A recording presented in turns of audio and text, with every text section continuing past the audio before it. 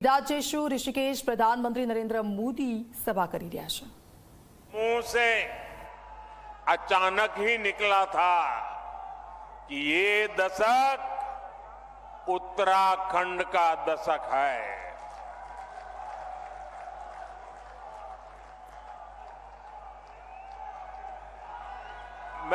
मुझे क्षमा कीजिए, आप शांत रहेंगे क्या? मुझे क्षमा कीजिए, आप शांत रहेंगे क्या? आप कहे तो मैं बोलना शुरू करूं भाई। आपका प्यार, आपका उत्साह मेरे सर आंखों पर, मैंने कहा ना, मैं आपके प्यार को कभी भूल नहीं सकता हूं,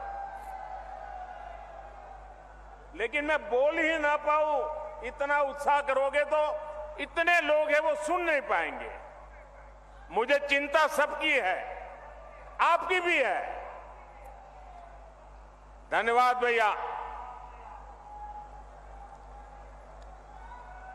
हमारी सरकार उत्तराखंड के सामर्थ्य का लगातार विस्तार करने में जुटी है और इसमें बहुत बड़ी भूमिका पर्यटन की है, यात्रा की है, यात्रा धामों की है। ऋषिकेश तो आसपास के कई राज्यों के लिए, वहां के लोगों के लिए पर्यटन का सबसे महत्वपूर्ण केंद्र है। और एक जमाना था जब योग की पूरी दुनिया में धूम नहीं थी, तब भी दुनिया के कई देश के लोग जिज्ञासु के नाते योग के लिए ये हमारे ऋषिकेश आया करते थे। मुझे याद है, बहुत पुरानी घटना है, मैं एक बार यूएसए गया था। अब मुझे वो इतना इंटीरियर इलाके में मैं गया था कि मुझे कोई वेजिटेरियन खाना में तलाश रहा था। अब मुझे कहीं अता पता ही नहीं मिल रहा था वेजिटेरियन। इतने में एक छोटी सी दुकान में एक अमेरिकन नागरिक छोटी दुकान लेके बैठा हुआ था, लेकिन उसके गले में 3-4 रुद्राक्ष मालाएं थी। तो मैं उसके पास चला गया, तो उसने भी नमस्ते करके मुझे मेरा स्वागत किया। फिर मैंने उसको मेरी कठिनाई बताई, तो उसने कहा आप चिंता मत कीजिए, मैं वेजिटेरियन हूं, मैं आपके लिए कोई प्रबंध करता हूं। और उसने मुझे अपने तरीके से कुछ वेजिटेरियन बना के खिलाया। और उस समय मेरी उससे बातें हुई कि आपने सब कहां से सीखा है ये माला वाला? तो बोले मैं बहुत सालों से ऋषिकेश जाता आता रहता हूं, बस उसी के कारण मेरी जिंदगी में ये बदलाव आया है। ये ताकत है इस भूमि की, ये सामर्थ्य है इस भूमि का। भाइयों बहनों, पर्यटन के क्षेत्र में कोई ऐसा एडवेंचर टूरिज्म हो तो हमारा उत्तराखंड है। राफ्टिंग करना हो, युवाओं को यहां है। कैंपिंग करना हो, दिलचस्पी अगर उसमें है तो यहां पर है।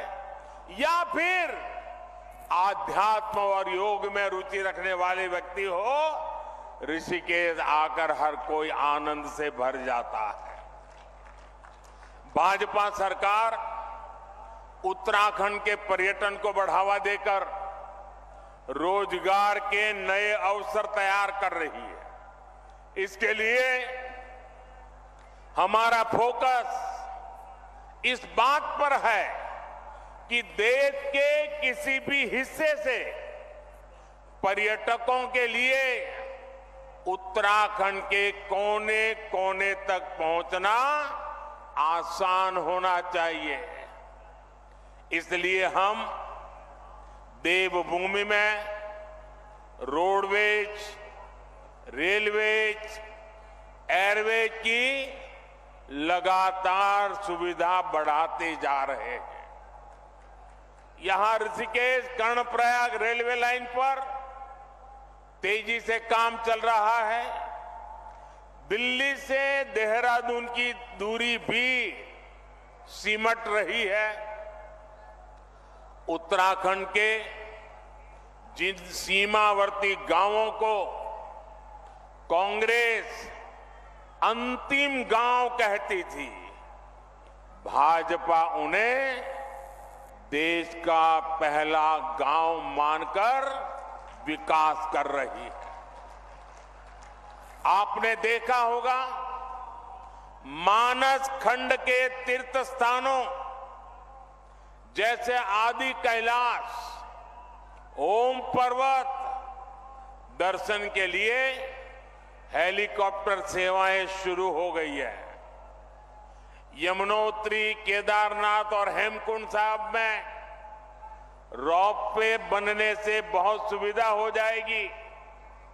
सड़क के रास्ते जो दूरी तय करने में कई घंटे लगते थे, उसे कुछ ही समय में पूरा कर लिया जाएगा।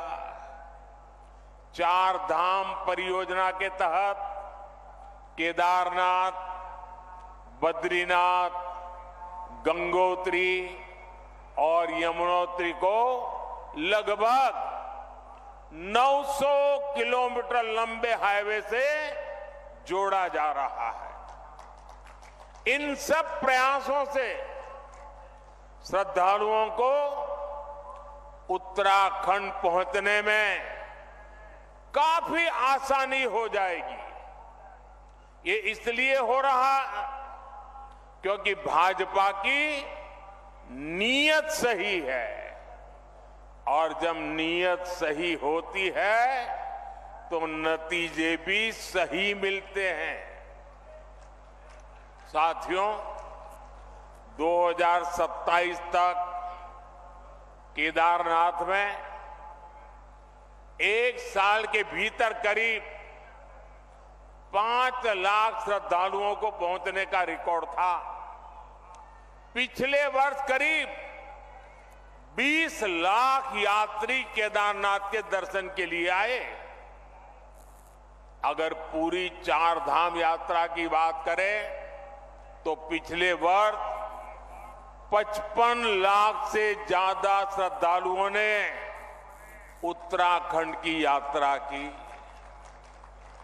पिछले वर्ष ही मैंने मानस खंड में आदि कैलाश और ओम पर्वत की यात्रा की थी। लोगों को हिमालय में स्थित ऐसी अलौकिक जगह को देखने का अवसर मिला, तब वहां भी सैकड़ों यात्री पहुंचने लगे हैं। पर्यटन का ये विस्तार सिर्फ एक सेक्टर का विस्तार नहीं है। पर्यटन बढ़ने का मतलब है रोजगार के ज्यादा से ज्यादा अवसर। साथियों, उत्तराखंड में हो रहे इस विकास ने अब पलायन की खबरों को बीते दिन की बात बता दिया है। अब उत्तराखंड के स्टार्टअप की खबरें आती हैं। उत्तराखंड के नौजवानों ने 1000 से अधिक स्टार्टअप रजिस्टर किए हैं। इसमें भी लगभग आधे